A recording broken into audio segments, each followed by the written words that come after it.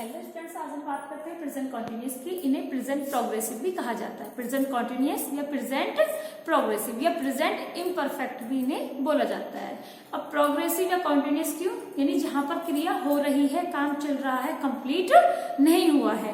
पहले हमने पास्ट में सीखा था, पास्ट में कोई काम जारी था, पूरा नहीं हुआ था। आज हम सीख रहे हैं कि प्रेजेंट में कोई काम जारी है लेकिन पूरा नहीं हुआ है। यहाँ अगर हम इसकी पहचान की बात करते हैं तो रहा है, रही है, रहे हैं। आपको ऐसे ही पता चल रहा होगा जैसे वह जा रही है, तुम खा रहे हो, मैं आ रहा हूँ, वह अपना काम कर रही है। तो यानी काम हो रहा है, पूरा करने का बोध वो नहीं करा रहा है, तो वो प्रेजेंट कॉन्टिन्यूस है, प्रेजेंट प्रोग्रेसिव इन्हें हम बोलेंगे। अगर हम इसमें अफर्मेटिव की बात करते हैं तो मैं आपको बता दूं कि इसमें इज एम आर का यूज होगा। अब एक बात ध्यान रखिएगा, जिनको बिल्कुल भी सेंटेंसेस या टेंसेस बनाने नहीं आते हैं वो क्या गड़बड़ करते हैं, हर किसी में इज एम आर घुसा देते हैं। बल्कि सिंपल प्रेजेंट के अंदर भी हम इज एम आर का यूज करते हैं, वो कहीं भी इज एम आर को दे देंगे। तो हमें ध्यान रखना है किसके लिए है helping verb, as a time word, as a helping verb इसके अंदर इज एम आर होती है। हम इसे टाइम वर्ड भी कह सकते हैं और हम इसे हेल्पिंग वर्ब भी बोल सकते हैं। टाइम वर्ड क्यों, टाइम वर्ब क्यों? क्योंकि टाइम के अकॉर्डिंग यूज है। और हेल्पिंग वर्ब क्यों? कि इस सेंटेंस को बनाने के लिए ये हमारी हेल्प कर रहे हैं, तो इसीलिए इसको helping verb plus time verb भी हम इसे बोल सकते हैं।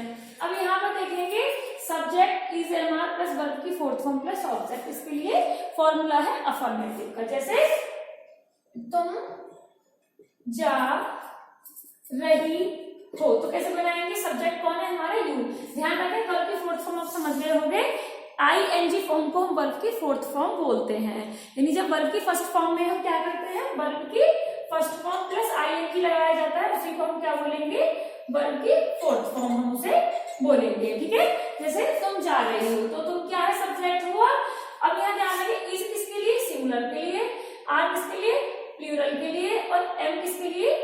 आई के लिए। ठीक है, तो हमें प्लूरल यू सिंगुलर में भी काउंट किया जाता है, प्लूरल में भी। तो यहाँ पर हम यू को हमेशा प्लूरल ही मानते हैं, सिंगुलर कभी नहीं मानते। जैसे हम तुम किसी एक के लिए भी कह सकते हैं और अधिक के लिए भी कह सकते हैं, लेकिन इसका यूज हमेशा प्लूरल में होता है, सिंगुलर में नहीं होता। तो यू के लिए हम क्या यूज करेंगे? यू आर, और गो की फोर्थ फॉर्म हो गई गोइंग। जैसे वह पूछ रही है, क्या पूछ रही है?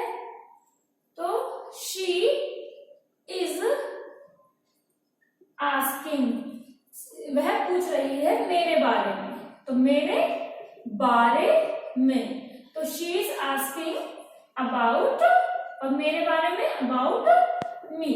ठीक है, अब इसका नेगेटिव की अगर बात करें तो नेगेटिव में क्या करना है हमें? नेगेटिव के लिए subject plus is am are plus not plus verb की फोर्थ फॉर्म प्लस ऑब्जेक्ट हम करेंगे। जैसे तुम अपना काम नहीं कर रही हो, अपना काम नहीं कर रही हो, तो हम इसे कैसे बनाएंगे?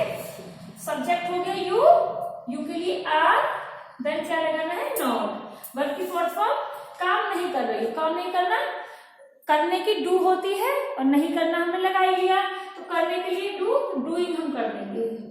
ठीक है, यू आर नॉट डूइंग, और अपना काम नहीं कर रहे तुम, यू, और तुम का अपने के लिए पॉजिटिव केस होता है योर, योर, और काम की क्या आएगी? वर्क। ये बन गया। अगर फर्स्ट टाइप की बात करें, फर्स्ट टाइप इंटरोगेटिव की, तो फर्स्ट टाइप में क्या होगा? इज एम आर शुरू में आ जाएंगे, इज एम आर शुरू में आ जाएंगे, प्लस सब्जेक्ट प्लस वर्ब की fourth form plus object. Question mark जरूर लगाएं, भूले ना इसको, क्योंकि एक तरह का पंक्चुएशन जो आता है 10th क्लास में वो इन्हीं से आता है। क्वेश्चन मार्क वगैरह आपको लगाने होते हैं, वहां गड़बड़ हो जाती है तो आप गलत कर ही देते हो फिर पूरा सेंटेंस। जैसे क्या अध्यापिका उसे पढ़ा रही है? ठीक है, तो हम क्या करेंगे? अध्यापिका एक है यहाँ पे, तो हम क्या लगाएंगे? इज टीचर टीचिंग, और यहाँ पर उसे के लिए हिम भी कर सकते हैं और हर भी कर सकते हैं। और अगर सेकंड टाइप की बात करें तो सेकंड टाइप के लिए क्या रूल रहेगा? क्वेश्चन वर्ड आ जाएगा, बाकी सारा फॉर्मूला ऐसे ही रहने वाला है। जैसे अगर सेंटेंस होता, यहाँ पर सेंटेंस होता कि वह आम क्यों खा रही है। तो हम क्या करते हैं, पहले लेते हैं क्वेश्चन वर्ड को, वाई, बाकी पूरा फर्स्ट टाइप का ही फॉर्मूला रहता है। तो why is she eating the mango. ठीक है, इस तरह से हम इसको बना लेते हैं। फर्स्ट टाइप अगर ध्यान रहता है तो सेकंड टाइप भी बना लेते हो। अगर आप चाहते हो, अगर ऐसे स्टूडेंट्स में जिनको थोड़ा लेट समझ आता है, नहीं आता है, और आप चाहते हो तो मैं फिर से इसकी वीडियो डालूं पूरा क्लियर करके, तो मैं सिर्फ एक एक अफर्मेटिव और नेगेटिव की भी एक एक करके वीडियो डाल सकती हूँ। अगर वीडियो अच्छी लगे तो please like share and subscribe. Thank you.